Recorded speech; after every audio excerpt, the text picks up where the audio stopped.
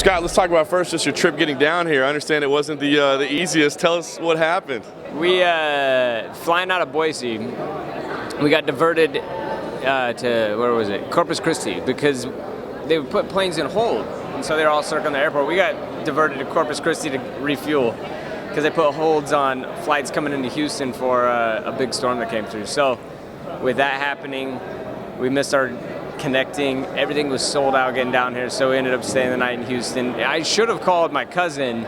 We just grabbed the hotel. My cousins live out in Houston. My one cousin's married to Brian Cushing. My other one plays for the Houston Rush, the women's pro MLS team. So we were gonna call them, but it was short. We were trying to grab food and get into a hotel. So.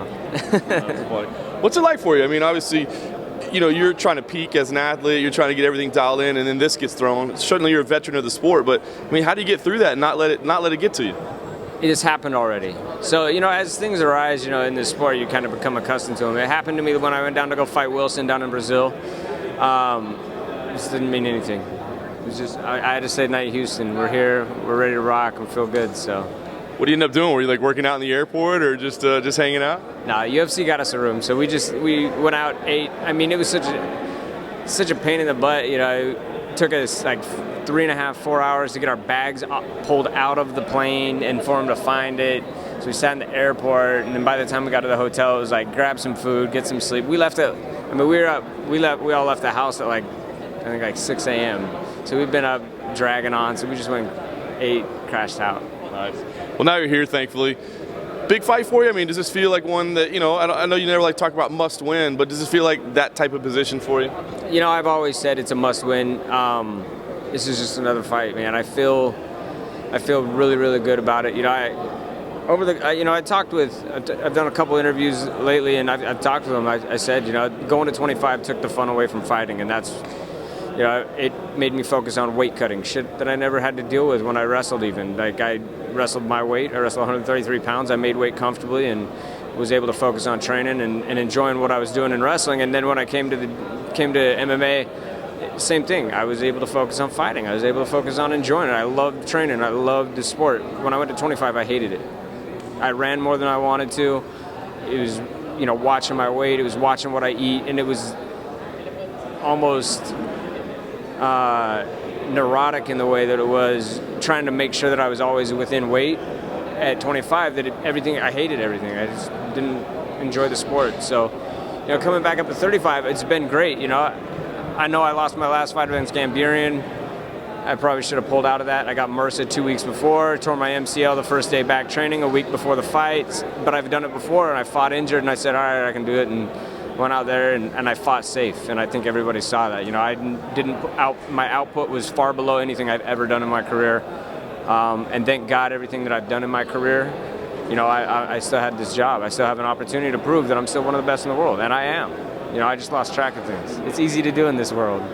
I read that you're working with a sports psychologist as well, and I wanted to ask you kind of what results you're getting, and if you feel like that's something that more guys should be doing, because I almost feel like it's something in fighting where people go, it's like a manly thing, like I shouldn't be talking to it, but getting your mind right in this sport seems super important. I know for me, 95% mental, the sport is. I've done everything physically. I pushed my body beyond anything anybody in this sport's probably ever done. I don't even think of him as a sports psychologist. He's my mental coach. And it's Dr. Jim Affermau. He's got a book out, Gold Medal Mind. But he's made me love the sport again. You know, I love training. I got a goal. I got a plan. You know, I'm more excited for this fight. You know, he worked with me. He did time with just me solo, and then he did stuff with me and Kit together. And so, you know, we've been, you know, implementing the stuff that he's been putting us through, and I feel great. You know, that's why getting delayed in Houston was like, this is small. We got this. So. You talked about some of the losses. Is it a weird compliment in a way that the Zuffa, the UFC, you know, that they've stuck with you? Is it like a compliment of your fighting style and the person that you are that say, yeah, this guy's had some losses, but we still got him on the roster because we know he shows up to fight?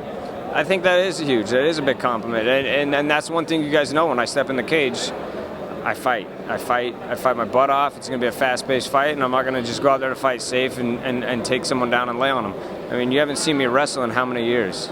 And that's where I came from, and that's my bread and butter. And you haven't seen me looking for takedowns to just put guys on the ground to get off our feet. You haven't seen that. But you know, mentally, you've got to be there. I think this, you know, my coach, Dr. Aframiles, helped me a world, and getting me back to why I'm still here in Zuffa. You know, getting me back to the old Scott Jorgensen. You know, people forget they only count my UFC record. They only count my UFC record. There's a reason I'm still #1, tied for me and Mizugaki. I'm still tied for #1 most wins at bantamweight, and that's going to go up one on. You know, I'll go back to holding it solely come Saturday night, and so. You know, I think people forget that, they lose track of it between the transfer over from WEC to UFC. Like 24, this is my 24th fight for Zuffa. Like, UFC is just a small part of where I came from. So, and I've always thought we were from the UFC. So, it feels good. You know, people can talk about the records, media can talk about it. I don't give a shit.